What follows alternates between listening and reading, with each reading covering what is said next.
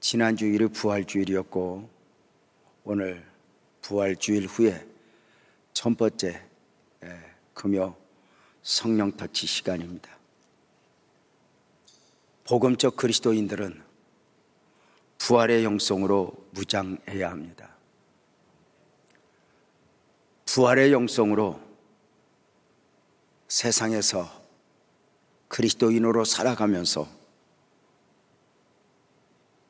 그리스도인으로서 자기 자신을 지켜내야 하고 세상이 감당할 수 없는 사람들로 나는 승리하리라 굳게 다짐하며 달려가야 합니다.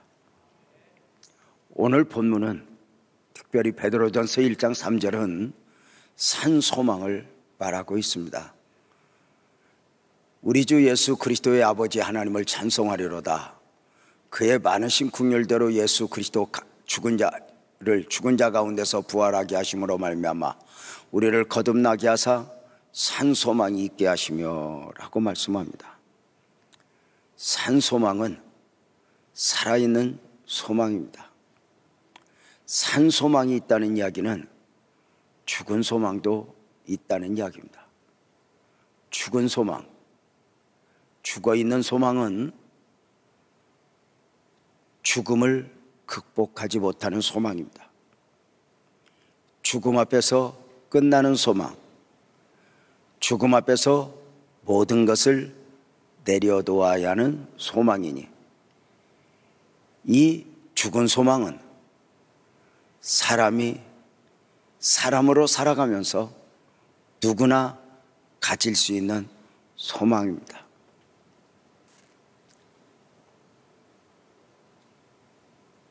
좀 더 잘 살고 싶다, 출세하고 싶다, 성공하고 싶다입니다. 이 많은 것들은 우리가 살면서 최선을 다하여 몸부림을 칩니다. 좀 더 차원 높은 삶, 뭔가 좀 남에게 인정받는 삶을 살기 위하여 최선의 노력을 합니다. 그러나 어느 순간 그 연수를 더해가며 나이마나 늙어지며 결국 우리의 입술에서도 이 모든 것이 헛되었구나 솔로몬의 고백을 재현하게 됩니다. 시간 속에서 결국은 고백하게 된다는 것입니다. 우리는 어릴 적 기억을 합니다. 저도 이렇게 어릴 적 돌이켜보면 한때는 딱지치기, 구슬치기가 전부인 줄 알고, 한때는 우리 친구들 보면 오토바이 타고 그 막 폭주죽같이 즐기는 것이 전부인 줄 알고, 또 한때는 그 연수에 따라 변합니다. 귀하게 여기는 것이 전부라고 여기는 것이 말입니다. 그러나 그 모든 것을 성경은 한마디로 산 소망에 반하여 죽은 소망, 바로 죽음을 극복하지 못하는 소망으로 이렇게 정의를 하게 됩니다. 죽은 소망은 세상에 속한 모든 사람들이 가지는 소망이라면 산 소망, 살아있는 소망은 오직 복음적 그리스도인들만 가지는 소망입니다. 복음적 그리스도인들만이 가지는 산 소망, 그 근거가 부활에 있기 때문입니다. 예수 그리스도의 부활입니다. 오셨던 목적 그대로 고난받으시고 죽으시고 부활하신 예수님. 구리 예수님이 무덤을 여시고 다시 사시니 나는 부활이요 생명이요 말씀을 확증하셨습니다. 부활은 기독교의 생명입니다. 만약에 부활이 없었다면 우리 기독교는 일반 다른 종교처럼 생명이 없는 평범한 종교 중에 하나로 전락했을 것입니다. 만약에 부활이 없었다면 예수님의 탄생도 고난도 죽음도 의미가 없게 됩니다. 만약에 부활이 없었다면 우리의 신앙도 우리의 소망도 믿음도 헛것이 되고 말았을 것입니다. 그래서 고린도전서 15장 13절 14절은 만일 죽은 자의 부활이 없으면 그리스도도 다시 살아나지 못했을 거야. 그리스도께서 만일 다시 살아나지 못하셨다면 우리의 전파하는 것도 또 너희 믿음도 다 헛것이 돼 라고 말을 합니다. 이 모든 것에 부활을 근거로 두고 있습니다. 복음신앙의 가치를. 그러면 다른 종교에서 말하지 못하고 있는 우리 기독교만이 가지는 이 부활의 영성, 이 부활, 왜일까? 이것은 기적이 아닙니다. 부활은 반드시 죽으심을 전제로 하고 있습니다. 그래서 예수 그리스도의 십자가의 죽으심과 부활은 사실은 동절의 양립같이 하나로 보게 됩니다. 십자가와 부활이죠. 자, 우리는 이 십자가와 구원, 사역을 믿음으로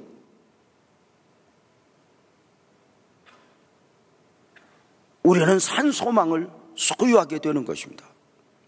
그러면 십자가와 부활이 우리에게 주는 가장 큰 축복은 무엇입니까? 주일날 잠깐 말씀을 드렸죠. 아담 이후 인간의 가장 기본적 문제는 죄와 사망의 문제입니다. 수고하고 무거운 짐진 자들아 다 내게로 오라 내가 너희를 쉬게 하리라.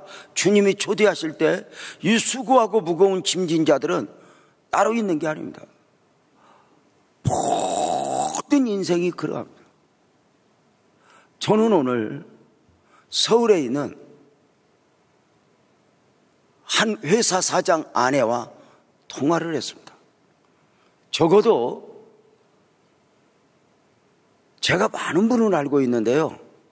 적어도 제가 알고 있는 사람 중에 우리 성도들 말고 서울에 있는 많은 제가 교제권을 가지고 있는 사람들 중에 저 사람 참 돈이 많아. 어쩌면 저렇게 돈이 많을까 한 사람이 아마 그분이 두세 손가락 안에 들어갈걸? 돈 엄청나게 많아.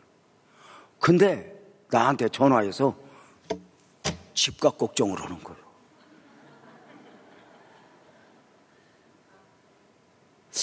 나는 그 집값 걱정을 우리 서민만 하는 줄 알았어. 집 없는 사람만 하는 줄 알았어. 그랬더니 아니야.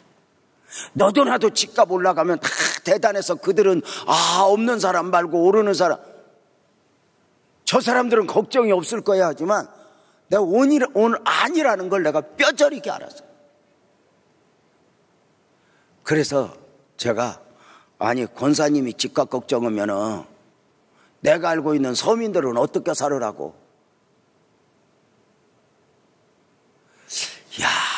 걱정도 아예 가능성이 없으면 걱정도 안 해. 사랑하는 여러분 어떠세요? 자, 인간의 가장 기본적 문제는 수고하고 무거운 짐진 자들아 다 내게로 오라 해서 이 수고와 짐을 잘못하면 우리는 환경의 문제로 봐요. 남편이 돈을 못 벌어서 부모가 흙수저여서 이렇게 보지만 않아요. 수고하고 무거운 짐진 자들은 이 땅을 살아가는 모든 인생을 통친 단어예요. 왜 수고와 무거운 짐이 있어요? 바로 수고와 무거운 짐은 죄에서 시작되기 때문에 그래요. 죄에서. 환경의 문제가 아니고.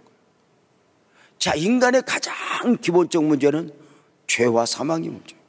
그런데 죄와 사망의 문제를 해결하지 않고 예를 들어서 내가 수고를 덜고 짐을 덜면 해결이 되냐? 아니라는 거예요. 수고와 짐을 덜기 위해서 돈을 많이 벌었는데 그 위에 짐이 더 얹혀지는 경우죠. 자, 인간의 가장 기본적 문제인 죄와 사망의 문제를 어떻게 해결했는가? 바로 십자가의 죽으심으로 죄 문제가 해결되고 부활하심으로 말미암아 사망의 문제가 해결되는 거예요. 죄 문제가 해결되어 우리는 주님을 만날 준비를 하는 것이고, 사망의 문제가 해결되어 우리는 영혼을 품은 성도가 되는 것이죠. 더 중요한 게 있어요. 우리가 부활의 영성을 가져야 한다고 말할 때 이 십자가와 부활을 내가 알아, 역사적 사실로 인정하는 걸 말하지 않아요. 믿어야 된다는 이야기는요, 그 역사적 사실로 인정하느냐가 아니라 그 십자가와 부활이 세대를 뛰어넘어 오늘을 살아가는 나와 무슨 상관이 있냐는 거예요. 이걸 우리가 믿는다라고 이걸 표현을 하는 거예요. 그러니까 나와의 관계 속에서 내가 믿는다. 우리가 알죠. 보이지 않는 하나님과 육을 입고 살아가는 우리들, 영이신 하나님과 육을 입고 살아가는 인생들, 또 창조자와 피조자, 죄 없으신 분과 죄 있는 우리 죄인들이 관계를 형성하는 원리가 바로 뭐냐? 하나님은 언약 안에서 우리를 관계를 형성하셔요. 끊임없이 언약 안에서 말씀하면서 우리는 그 언약을 믿음으로 관계 안으로 들어가는 거예요. 그래서 믿음이 무너지면 사실은 관계가 나무에서 떨어진 가지가 되는 거죠. 그래서 우리는 끊임없이 그 믿음을 확인하는데, 그 믿음이라고 하는 것 자체가 뭐냐면 믿음으로예요. 어떤 외적 증거가 아니에요. 그런데 내가 믿는다라고 말할 때 가장 기본적인 것은 바로 뭐냐면, 그걸 인정해, 사실이야, 내가 오늘 대전에 갔다 온 걸 믿으십니까? 이런 걸 그렇게 사용되는 게 아니에요. 믿는다는 이야기는 그것이 나와 무슨 상관이 있냐. 하나님, 내가 믿습니다. 나는 복 받을 걸 믿습니다. 그 복이 나와 상관이 있기를 원하는 간구예요. 자, 그래서 우리는 산 소망은 누구나 가지는 소망이 아니라 예수 그리스도의 죽으심과 부활을 믿는 사람만이 가지는 소망이다. 그런데 그 믿는다는 이야기는 예수 그리스도의 십자가와 부활을 역사적 사실로 인정하느냐가 아니라 오늘을 살아가는 나와 무슨 상관이 있냐는 것이니, 십자가의 죽으심도 나를 위해서, 바로 부활하심도 크게 하면 합시다 나를 위해서. 이걸 우리가 믿어야 되는 이유는 뭐냐면, 이것을 믿어야 재림 또한 나를 위한 것이 소망이 되는 것이기 때문이다. 산 소망의 조건, 세상이 가질 수 없습니다. 누구나 가질 수 없습니다. 그 산 소망의 조건 또 하나는 거듭남입니다. 베드로전서 1장 3절을 다시 한번 읽어보면, 우리 주 예수 그리스도의 아버지 하나님을 찬송하리로다. 그의 많으신 긍휼대로 예수 그리스도를 죽은 자 가운데서 부활하게 하심으로 말미암아 우리를 거듭나게 하사 산 소망이 있게 하시며, 이렇게 말합니다. 거듭나게 하사. 자, 우리가 십자가와 부활을 믿는다고 말할 때 나를 위해 라고 하는 것들이 논리적으로 설명이 되어서, 내가 이걸 믿는 건 이런 거야 라고 이해를 했다면, 거듭남의 원리 또한 이해를 해야 돼요. 근데 이게 쉽지가 않아요. 믿음으로가 아니면, 영으로가 아니면 깨달아 알 수 없는 거예요. 논리로 알 수가 없는 것이죠. 요한복음 3장에 보면은 밤중에 니고데모가 예수님을 찾아와요. 사내들인 공회의 의원이에요. 모세오경은 달달달 외우는 니고데모에게 우리 주님이 이렇게 말씀하셔요. 진실로 진실로 너에게 이르노니 사람이 거듭나지 아니하면 하나님 나라를 볼 수 없다. 니고데모가 이르되 사람이 늙으면 어떻게 다시 날 수 있습니까? 두 번째 모태에 들어갔다 날 수 있사옵니까? 이렇게 물어요. 자, 어떤 마음으로 니고데모가 예수님을 찾아왔는지는 모르겠어요. 그러나 분명한 것은 대화 가운데 강조되었던 바가 이거예요. 니고데모야, 거듭나야 한다. 거듭나야 하나님 나라를 볼 수 있어. 거듭나야 천국에 갈 수 있어. 거듭나야 천국 백성이 될 수 있어. 니고데모가 이 말을 알아들었다 못 알아들었다? 알아들었다. 어떻게? 문자적으로 거듭난다는 이야기는 두 번 난다는 이야기예요. 두 번 나야 한다? 문제가 생겼어요. 그러면 두 번을 어떻게 나지? 예수님, 내가 어릴 적 어미 뱃속에서 이렇게 한번 태어남을 입었는데 내가 이렇게 늙어 모태에 들어갔다 다시 나오니까 이렇게 물어봤어요. 우리가 이것을 묻지만 니고데모가 이렇게 물을 수밖에 없었던 이유가 무엇일까요? 영적 원리를 모르기 때문에 그래요. 모세오경을 다 외웠지만 영적 원리를 모르기에요. 거듭남은 영으로 나는 것이기 때문이요. 예수님이 바로 니고데모의 질문에 이어 5절 6절 말씀에 대답을 했죠. 예수께서 대답하시되 진실로 진실로 너에게 이르노니 사람이 물과 성령으로 나지 아니하면 하나님 나라 갈 수 없어. 거듭나는 건 거듭나야 하나님 나라 갈 수 있다고 그랬는데 물과 성령으로 나는 거야 이거요. 육으로 난 것은 육이요 영으로 난 것은 영이니 네가 지금 육으로 난 것만 이야기하니? 믿음이 아니면 은혜가 아니면 영으로 난 것을 네가 이해 못해. 영적 원리를 말해. 니고데모는 이해를 못하죠. 사람이 어떻게 거듭날 수 있어? 분명한 것은 거듭난 사람들은 알아요. 나는 거듭났어. 나는 창조의 원형이 회복된 사람이야. 이건 굉장히 수준 높은 말이에요. 창조의 원형이 회복된 사람이야. 처음 하나님께서 사람을 만드실 때 당신의 형상대로 당신의 모양대로 사람을 지으실 계획을 세워요. 당신의 형상대로 사람을 지으실 때는 영이신 하나님이 영적 존재로 사람을 지으시겠다는 것이었어요. 그래서 어떻게 지으셨어요? 하나님이 흙으로 먼저 사람을 지으시고 진흙덩어리를 만들 게 아니에요. 사람을 지으시고 그 코에 생기를 넣음에 사람이 이렇게 말해요. 사람이 생명이 되었다. 한번 따라서 봐요. 사람이 생명이 되니라. 이 말은 사람은 사람 이상이어야 한다는 거예요. 그게 어디에 있어요? 사람이 생명이 되니라. 바로 영생하는 영적 존재.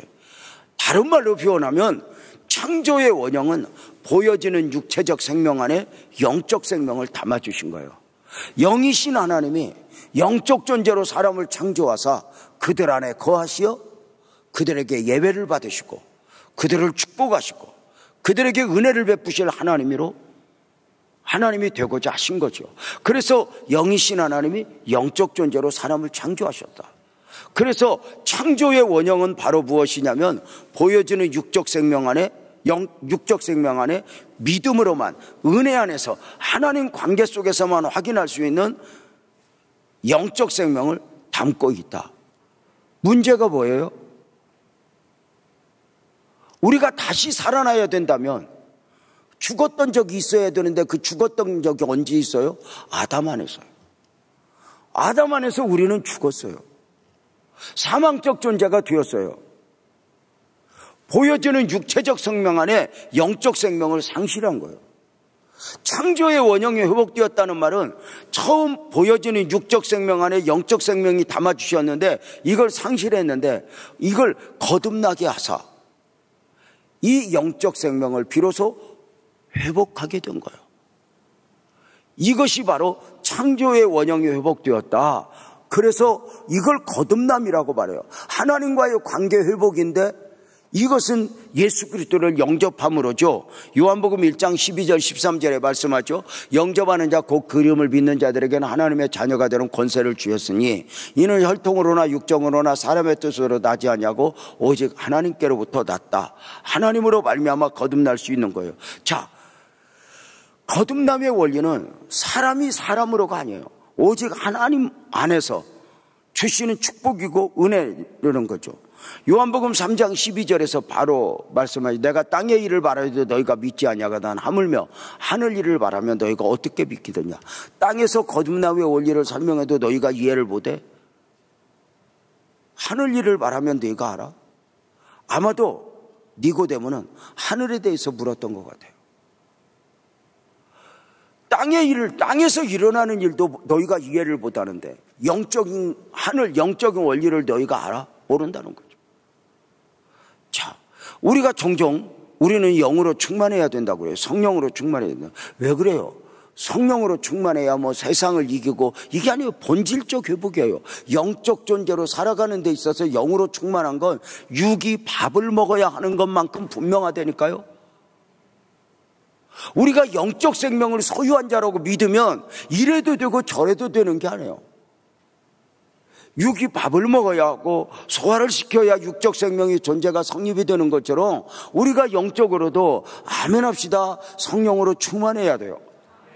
만약에 여러분, 우리가 밥을 먹어도 소화가 안 된다면, 잠을 자려고 해도 잠이 오지 않는다면 우리 육적 생명은 진짜 괴로울 거예요. 정말 그렇지 않아요? 제가 어제 그제 밤에 막 춥더라고요.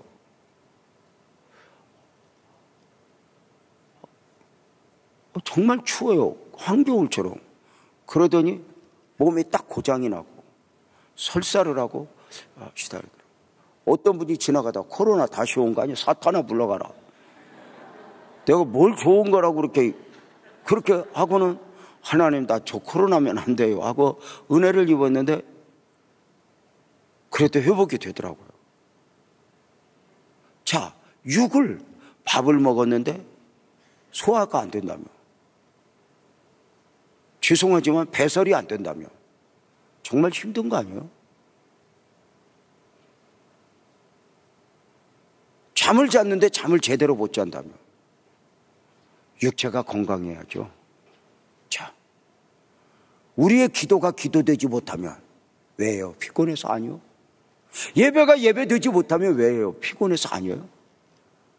성령으로 충만해야 돼요. 왜냐하면 기도, 예배는 영적 생명의 행위이기요.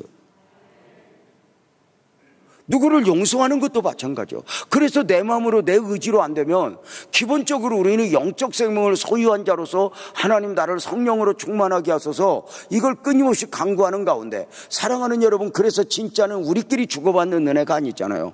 목사님을 통해서 받는 위로는 그저 말씀을 통해서 받는 위로는 위로예요. 그런데 이 위로가 능력이 되려면 아멘 합시다. 하늘로부터 오는 은혜가 느껴지고 만져져야 돼요.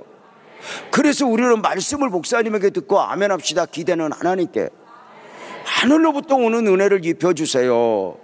그저 단순한 위로가 아니란 말이에요. 자, 저는 오늘 산소망을 이야기했고, 이 산소망은 누구나 가질 수 있는 소망이 아니다. 이 산소망은 죽음을 극복하는 소망이에요. 죽음 앞에서 오히려 열매를 맺는 소망이에요. 죽음 앞에서 오히려 막 반짝반짝 빛나는 소망이에요. 우리가 세상에서 육적 생명을 소유한 자로서 가지는 소망이 있는 것처럼 우리는 영적 생명을 소유한 자로서 가져야 되는 소망이 있다는 것이죠. 자, 베드로 사도는 산소망을 이야기했어요. 잘 아시죠? 베드로 사도는 마지막 베드로 후서를 기록하고 얼마 지나지 않아 순교를 해요. AD 64년에 있었던 어떤 로마의 대화제 네로 왕자가 정치적으로 이것을 이용하기 위해서 기독교인들에게 덮어 씌웠고, AD 64년부터 65년 근간에 바울을 비롯하여 많은 하나님의 사람들이 순교를 당하게 됐다는 이야기를 해요. 자, 그러할 때에 베드로도 이제 뭐 언제 잡힐지 모르는 그 절박한 상황 속에서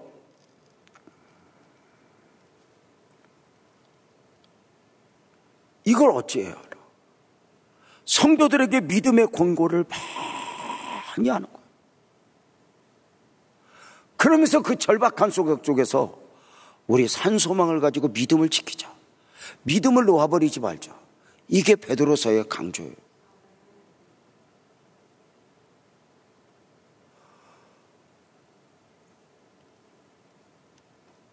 성경을 보면은 예를 들면 이 코로나의 상황을 성경 속으로 그대로 가지고 들어가면 진짜 기도는 하나님 코로나의 상황이 빨리 끝나게 해주세요가 아니에요. 성경을 보세요. 로마의 그 거대한 핍박에서, 그 어려움 속에서 하나님 이 고난이 빨리 끝나게 해주세요 이렇게 기도하지 않았어요. 색깔만 바꿔서 다양하게 온다는 걸 너무 잘 알았어요.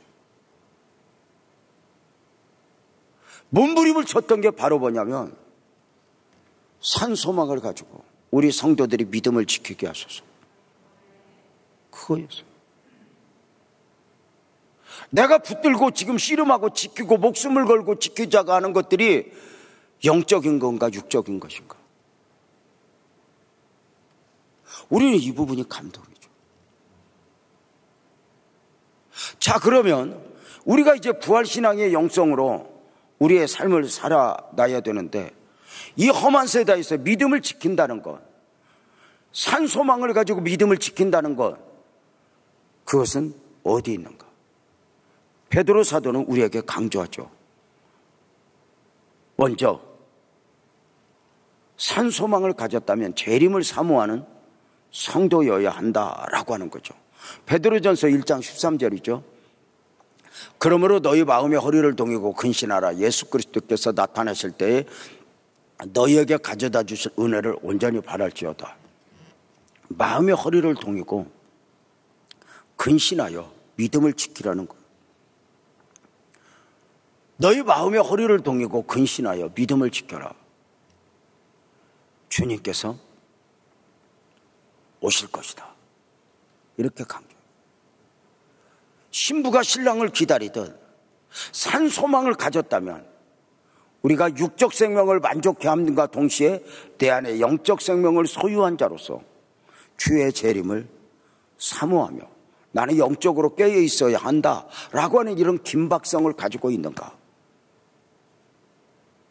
그저 겨우 살면서 내가 보고 말했으니 믿어주고 교회 나와주고 기도해주고 이런 정도가 아니라, 나는 예배 안 드리면 안 돼, 나는 기도 빠지면 큰일 나, 나는 기도가 살아나야 돼, 이런 뭔가 한때 시대의 어떤 기독교 어떤 신앙을 시대에 따라 뭐 부흥기 뭐 이렇게 나누는 걸 저는 정말 마음에 안 들어요. 왜냐하면 크게 아멘합시다. 사람이 어떻게 분류를 해도 아멘합시다. 성령은 변하지 않아요. 예수 그리스도는 변하지 않아요. 옛날 오늘이나 역사하고 싶은 분은 예수님이에요. 오늘도 우리 안에서 우리 교회에서 역사하고 싶어 하시는 그 예수님을 품에 안기를 주님의 이름으로 축복합니다. 자, 믿음을 지키라는 거죠. 그래서 야고보서 5장 7절 8절도 보면은 그러므로 형제들아 주께서 강림하실 그까지 길이 참으라. 보라 농부가 땅에서 나는 귀한 열매를 바라고 길이 참아 이른 비와 늦은 비를 기다리니 너희도 길이 참고 마음을 굳건하게 하라. 주의 강림이 가까우니라. 자, 우리가 신앙생활을 잘해야 되는 이유가 뭐예요? 다른 거 없어요. 그래야 자식이 잘 되고 그래야 건강하고, 이것은 누구나 가지는 소망이에요. 우리가 신앙생활을 잘해야 되는 이유는 딱 하나예요. 주님 앞에 서야 되니까. 주님 앞에 서는 원리는 둘 중에 하나잖아요. 오시든지 내가 가든지. 주님이 오시는 것을 집단적 종말, 내가 가는 것을 개인적 종말, 이렇게 표현을 해요. 우리가 정말 깨어 있어야 되는 이유는 바로 뭐냐? 주님이 언제 오실지 모르니? 물론 그것도 맞아요. 그러나 정말 중요한 건 내가 언제든지 갈 수 있다는 거거든요. 나이와 상관없이. 가장 귀하고 소중한 모습으로 주님 앞에 서고자 하는, 가장 정결한 모습으로 주님 앞에 서고자 하는 그 영성이 있는가? 마지막에 마귀가 기독교 신앙을 오염시키는 방법 중에 하나가 바로 뭐냐? 재림을 말로만 기다리지 삶으로 기다리지 않는 거. 이걸 성경에서 많은 곳에서 보여줬던 게 뭐예요? 바벨론 포로 시절 그 유대인들이, 히브리인들이 바벨론 포로 생활하면서 꿈에도 소원이 뭐예요? 고국으로 가는 거였어요. 우리 여기서 살지만 언제나 우리는 고국으로 가야 돼요. 그러나 정작 길이 열리니까 자원함으로 누구도 바로바로 신청을 안 하잖아요. 말로는 기다리는 줄 알았는데 삶으로 안 기다렸던 거예요. 성경에서 많은 부분에 그걸 강조하고 있잖아요. 오늘 우리는 어떻게 할까요? 이 말씀에서 우리에게 가르치는 바가, 잘못하면 종교적 행위로는 우리가 재림을 기다린다고 말하면서도 정작 마음으로, 영으로는 우리가 이 부분을 놓아버리고 있는 거 아닌가. 부활절마다 이런 말씀을 강조해야 되는 이유는 그만큼 중요하기 때문이 아닐까? 저도 절기 때가 되면 설교가 고민이에요. 물론 늘 그러하지만 어떤 분이 그래요. 목사님 나는 목사님 같은 분은 입만 벌리면 강대상에서 헐기만 하면 설교가 막 줄줄 나오죠. 나는 목사님, 나는 설교 준비를 하는데 토요일 밤을 꼬박꼬박 새요. 설교 준비가 얼마나 힘든지 몰라요. 그래서 나는 그랬어. 내가 웃으면서 너는 설교 준비하는데 그렇게 밤샐란가 보라도 나는 어떤 설교를 해야 될란가, 이것 때문에 밤샐 때도 많다. 쉽지 않아요. 그럼에도 불구하고 분명한 것은 끊임없이 강조하고 있다는 거예요. 그래서 우리가 산 소망을 가졌다면 주님 만날 준비를 하는가? 여러 번 말씀을 드리죠. 노아 홍수가 있기 전에는 세상을 구분하는 방식이 참 많아요. 잘 사냐 못 사냐, 건강하냐 약하냐, 배웠냐 못 배웠냐, 출세했냐 못 했냐, 전원주택을 가지고 있느냐 아파트를 가지고 있느냐, 여자냐 남자냐, 막 별 구분을 타요. 그래서 세상은 그 세상 사람들의 평가 앞에서 좀 더 나은 평가를 얻기 위한 몸부림을 치는 거예요.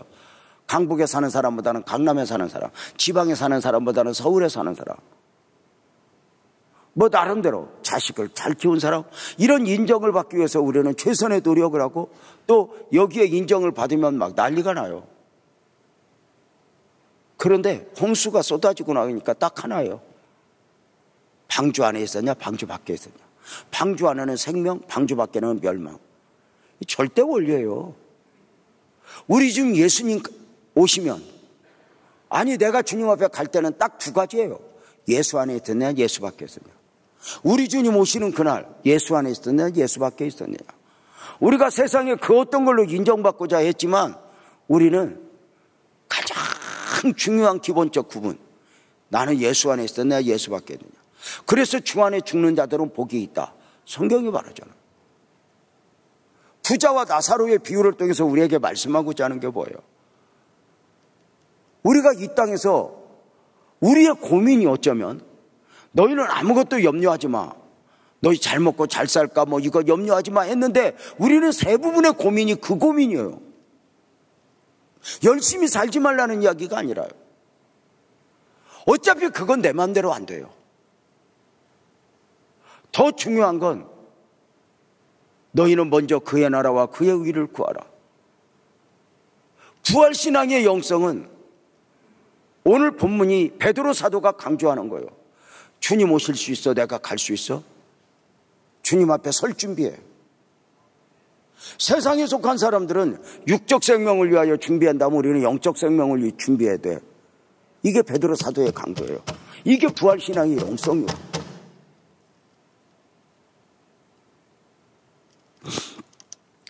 부활신앙의 영성 두 번째로는 거룩의 영성이에요.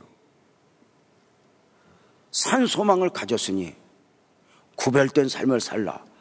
베드로전서 1장 15절 16절이죠. 오직 너희를 부르신 거룩한 이처럼 너희도 모든 행실에 거룩한 자가 되라. 기록되었으되 내가 거룩하니 너희도 거룩할지어다. 그 거룩으로 주의 은혜를 온전히 바랄지어다. 이렇게 말해요.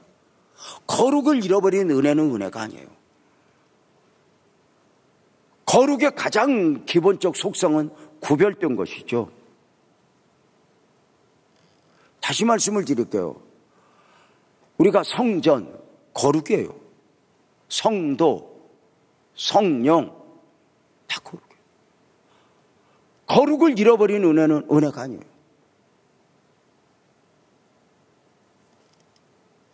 거룩을 사모하고 있는가? 단순히 다른 사람보다 의롭게 살고자 푼 걸 말하는 게 아니에요. 좀 더 의롭게 살고자 하는 사람들은 수도 안에 참 많아요. 우리가 잘 알고 있는 들로 불교계의 거장 성철 스님, 법륜 스님, 세상이 다 존경해요.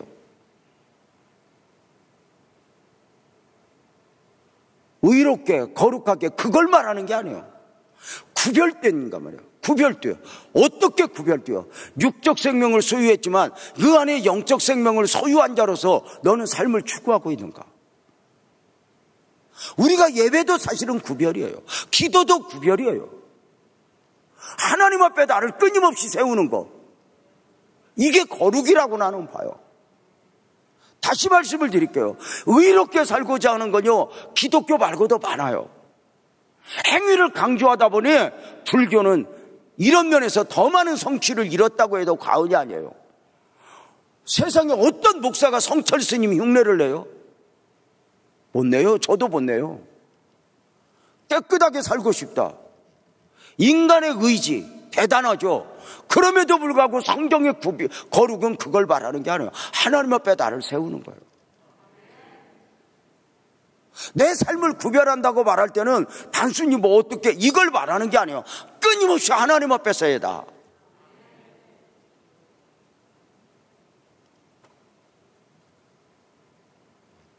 이게 임마누엘이잖아요. 그래서 산소망을 가졌으니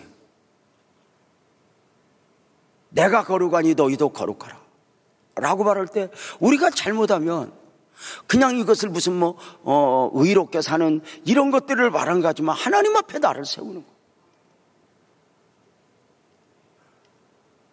우리가 개념으로 알고 있는 거룩이라고 하는 개념을 우리가 이룰 수 없다는 걸 주님은 더 잘 알아요.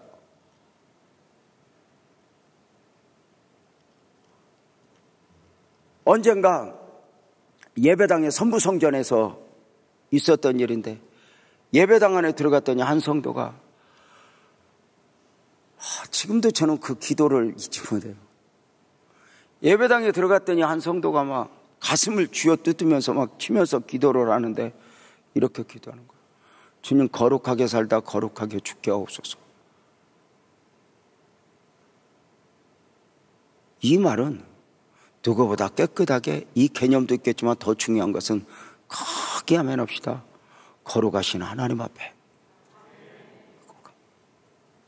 끊임없이 하나님 앞에서 나를 놓지 않고, 재림 앞에서의 나를 망각하지 않듯 하나님 앞에서의 나, 굉장히 중요해요.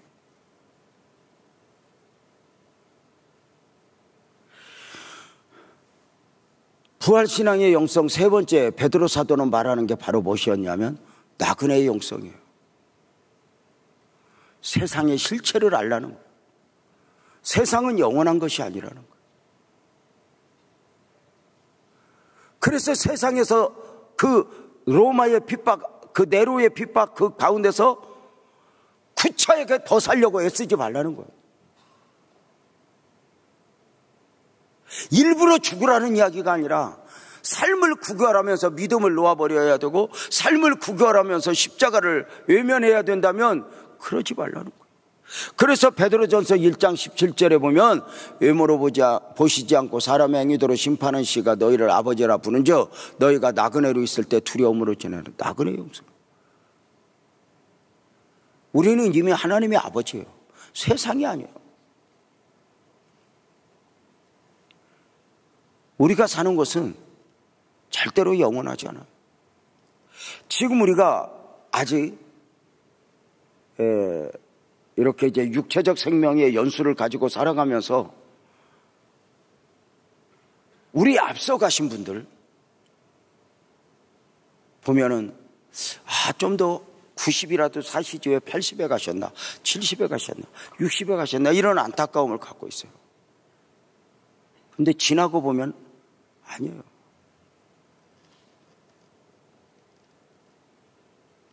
저는 오늘 또 우리 어머니 아버지 이야기를 했는데, 어머니 아버지가 일찍 돌아가신 것에 대해서 안타깝다고 생각했지 않아요. 왜요? 이미 세상 순리를 알아버렸으니까. 못됐나 내가? 살아계신 부모는 더 오래 살았으면 좋겠고, 저는 엄마 아빠를 일찍 잃어버렸기 때문에 우리 장로님들, 권사님들 오래오래 사신 것 보면 너무 고마워요. 그 자체로도 가치가 있고, 그럼에도 불구하고 먼 훗날, 아니 지나고 나서 지나온 연수를 생각하면 우리 어머니 아버지는 왜 그렇게 일찍 가셨을까?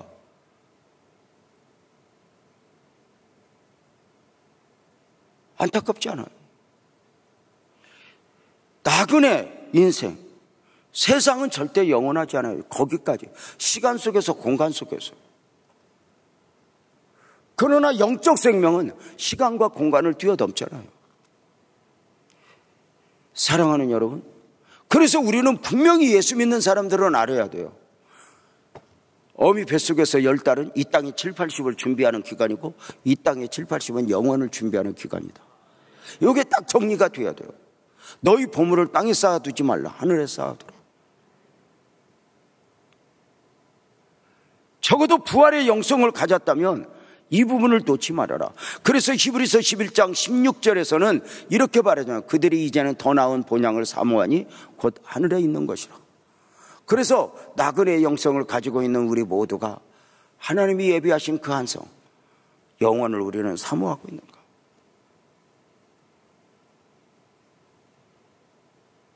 설교하기 전에 선교사님들 위하여 기도하면서 얼마나 마음이 아프죠.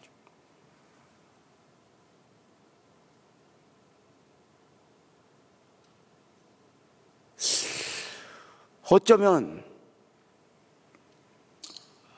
내가 해야 할 일이 참 많은가 보다. 이제 그 다음을 준비하면서 이렇게 기도하면서 우리 아내는 나한테도 가끔 당신은 해야 할 일이 정말 많을 거라고. 왜 지가 한다 소리 않고 왜 나 시켜 먹으려고 그러지? 나 시켜 먹고 이제 지는 따라다닌다는 거겠지. 분명한 건 너무 아픈 거예요. 그 자리에서 하나님, 나는 무너지면 안 돼요?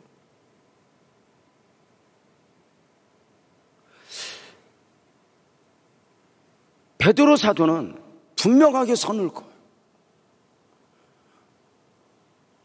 우리는 산 소망을 가졌어. 너희가 애절하게 살고자 하는 이 땅은 나그네야. 저들이 나그네 인생은 우리를 해할 수 있어. 그러나 영원을 꺾지 못해. 더 나은 본향을 사모하라. 이게 베드로 사도의 권면이에요. 사망의 그늘이 뭔가 눌려 있을 때, 이곳저곳에서 예수 믿는 사람이 죽어갈 때 본질적으로 우리는 산 소망을 가졌잖아요.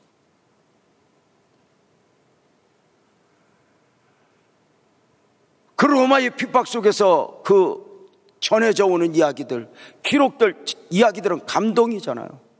로마의 원형극장에서 사자가 으르렁거리는 그 로마인들이 그 구경을 하고, 사자가 으르렁, 사람은요 얼마나 완악해요.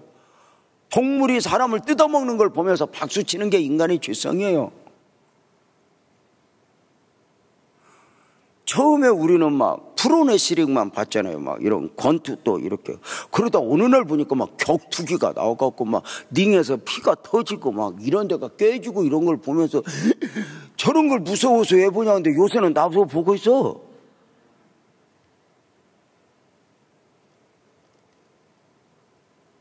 그럼 봐봐요. 그 로마의 원형극장에서 사자가 으르렁거리는데 믿음을 지키겠다고.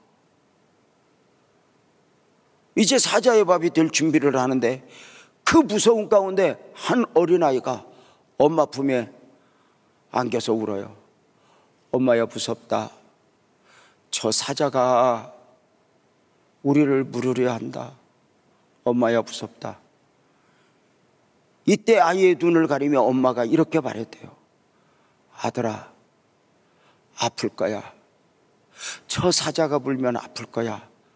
그런데 조금만 참아. 그 아픔이 지나고 나면 다시는 저 사자, 으르렁대자는 사자 없는 주님 계신 곳으로 가 있을 거야. 아들아, 우리 참자. 우리가 종종 말하잖아요. 나 혼자는 어떻게 믿음을 지켜. 그런데 자식이 끼면 믿음 지키기가 쉽지 않다는 말이 있잖아요. 그 자식을 끌어안고 우리가 어떻게 믿음을 믿음으로 말하는가? 부활신앙에서 베드로 사도는 네 번째 강조한 바가 뭐냐면 소망을 하나님께 두라는 거예요. 베드로전서 1장 21절이죠. 너희는 그를 죽은 자 가운데 살리시고 영광을 주신 하나님을 그리스도로 말미암아 믿는 자니 너희 믿음과 소망이 하나님께 있게 하셨느니라. 우리의 믿음이 하나님께, 소망이 하나님께다. 소망이 하나님께. 우리의 진정한 소망은 하나님입니다. 바랄 수 없는 중에 바라고 모든 상황 속에서 하나님을 기대하는 것. 사자굴 앞에서 문제가 해결되길 기다리는 게 아니고 크게 말해봐 하나님을 기다려요. 왜? 사자굴의 문제가 해결된다고 해서 그 다음 곰굴이 없냐? 또 있다는 거예요. 그래서 그걸 무슨 뭐 일부러 죽으러 가라 소리가 아니야. 끊임없이 나는 오늘 코로나의 상황 속에서 코로나가 언제 끝날까?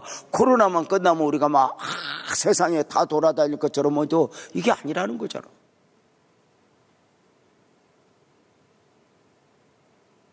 더 중요한 것은 모든 상황 속에서 아멘합시다. 소망을 하나님께 두라. 이것이 산 소망을 가진 그리스도인의 영성이라고 강조를 합니다. 소망을 하나님께 두라. 고난 동안에 우리는 제자들의 마지막 영성을 살폈어요. 여러분은 어떠셨어요? 정작 그 설교를 준비하는 엄성익 목사님이나 저는 감동이었어요. 개인적으로 엄성익 목사님 저 설교 준비하다 또 죽으러 가면 어떡하지? 근데 그건 아무나 되는 게 아니에요. 근데 그 마음이 있어요. 엄 목사님이나 저나. 감동이죠. 무섭지 않아서가 아니잖아요. 베드로의 순교를 이야기 들을 때 엄 목사님 통해서 저도 이제 제가 부흥회를 이렇게 가면서 설교를 제가 듣잖아요. 로마에서 네로의 핍박 가운데 너도 나도 죽어갈 때 지도자들이 여기저기서 쓰러지니까 성도들이 부탁을 해요. 베드로 찾는 후일을 기약하며 이 성에서 좀 빠져나가 주세요. 그리고 나중에 돌아와서 네로가 죽거든, 이것이 잠잠해지거든, 기독교 부흥기를 다시 일으켜 주세요. 처음에는 반대하다가 성을 빠져나오다가 환상을 보잖아요. 예수님이 슬픈 표정으로 어딘가를 가고 있다. 그래서 그 질문이, 그 외침이 바로 그 영화잖아요. 코바티스 도미네, 주여 어디로 가십니까? 나는 네가 버린 로마를 향해 내가 가고 있다. 순간 깨달은 베드로가 제가 가겠습니다. 주님, 제가 가겠습니다. 오리겐 주장에 의하면, 전승에 의하면 그 길로 가서 베드로는 잡혔고 십자가에 못 박혔는데, 나 같은 사람이 어떻게 주님과 같은 모습으로 죽을 수 있냐고 나를 거꾸로 십자가에 매달려 죽게 해달라고 간구하는 가운데 가장 아름다운 영적 그림을 만들어내면서 주님 품에 안겼던 베드로 사도죠. 사랑하는 성도님들,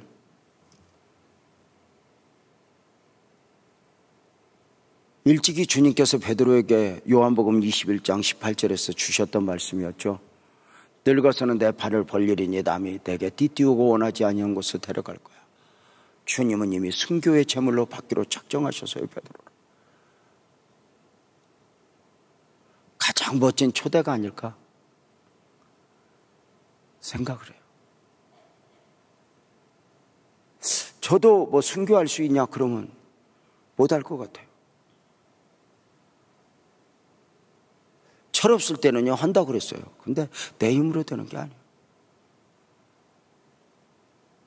결국은 성령이죠. 왜 베드로가 그렇게 말했기, 갈 수 있어요? 있었어요. 자기가 마지막으로 썼던 베드로전서에서 산 소망을 강조했으니까요. 살아있는 소망. 우리는 영적 생명을 소유한 자로서 죽음을 극복하는 또 하나의 소망을 가지고 있다. 세상은 우리를 죽일 수 있다. 그러나 우리의 믿음을 뺏을 수 없다. 우리의 영혼을 뺏을 수 없다. 저는 이제 설교를 마쳐야 되는데요. 바랄 수 없는 중에 바라고 믿을 때 우리는 이 소망을 잘못하면 긍정주의적 사고를 가지고 세상 사람들이 가지는 소망을 같은 예수의 이름으로 갖는 소망, 이런 정도로 알지만 아니에요. 진정한 소망은 예수 안에서 죽음도 꺾지 못하는 이 소망, 믿음을 지켜야 되는 분명한 이유. 우리가 오늘 또 이렇게 예배하는 건 거룩하신 하나님 앞에 나를 설득하여 세우는 거예요. 나도 피곤해서 쉬는 게 좋아요. 그렇지만 너는 유재명, 너는 영적 생명을 또 하나 소유한 사람 아니냐?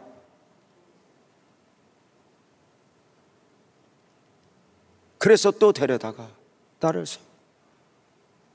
그 거룩하신 하나님 앞에 서보니 내가 너무 부족해서 하나님 나를 영으로 충만하게 해주세요. 그렇게 간구하는 거예요.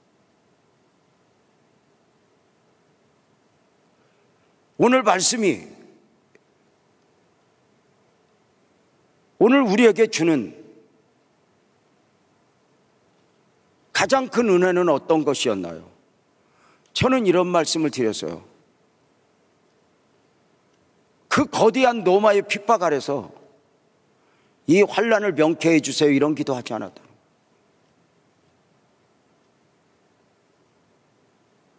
그 앞에서, 하나님 앞에서 나를 세우며 하나님을 기다리는 거였다는 거예요. 사자굴에서 사자굴에 안 들어갈 길을 애쓰는 게 아니라 하나님을 기다리는 거죠. 마치 어린아이가 엄마를 기다리잖아요. 배고플 때도 엄마 기다리죠.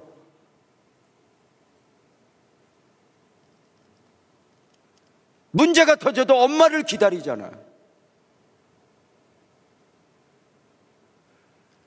산 소망을 소유한 자로서 나는 믿음이고 있는가?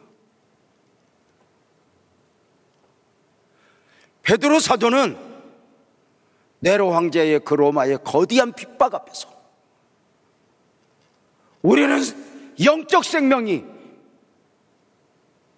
거듭난 사람이야. 세상은 이해를 못해. 우리는 산 소망을 가졌어. 세상은 더 어려울지 몰라. 힘들지 몰라. 근데 분명한 건 돈을 10억 벌었고 20억 벌었고 100억 벌었다 해서 아직 가지지 못한 우리는 그 정도 가지면 다 해결되는 것 같지만 그것만이 전부가 아니었다는 거죠.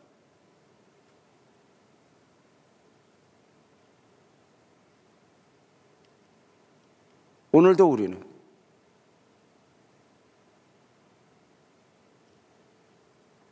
다시 한번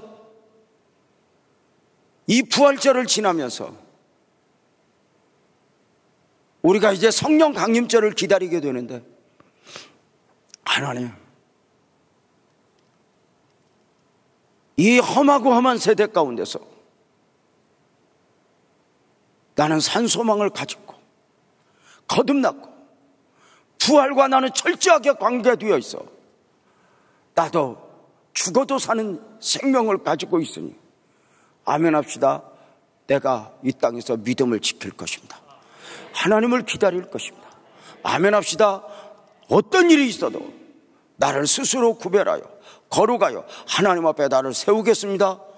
결단하며 드려질 수 있는 복된 은혜가 우리 안에 가득하기를 주님의 이름으로 축복하며, 우리 함께 찬송하고 기도할 때 하늘로부터 오는 은혜가 느껴지고 만져지면 얼마나 좋을까. 우리 기도합시다. 먼저 우리 일어나서 기도 준비하며 찬송하겠습니다.